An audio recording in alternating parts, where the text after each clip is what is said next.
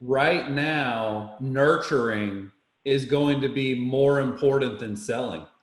You Mm-hmm. know, the world changed. And if you are not in a position through marketing automation, through listing alerts, through email marketing, if you're not nurturing leads, you're going to lose them all. Because the reality is that there's going to be less listings and there's going to be less buyers for a while. And now there's still going to be deals. We got clients closing deals every single day. You know what I mean? Well, there's still transactions being done. But I was talking to one of our clients this weekend in Toronto. There's 85% less listings year over year. 85% less.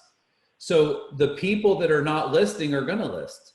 Mm-hmm. And the people that are not buying are going to buy. And that's critical. So when you talk about nurture, you know, the middle of the funnel and the top of the funnel, we want the bottom of the funnel.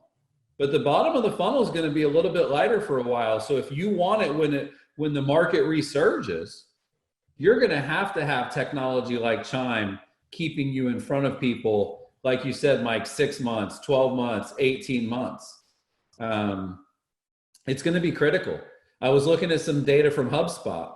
What's really fascinating right now is that marketing is actually working better than ever. More emails opened, more website traffic, more leads registering, more clicks, more reach. And by the way, at a lower cost. The cost to generate the marketing, because everybody's pulling their spend out. And that's the time to double down.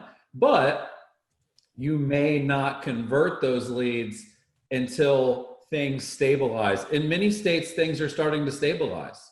Yeah. And you want to be there when they're ready. So the quote from my book that I think a lot of people resonated with is that the fortune is in the follow-up. We can put leads in your CRM all day long. It's just like opening up a faucet. But if you're not keeping in touch with them through automation and through relevant messaging, you may as well never put them into the bucket if the bucket's leaky.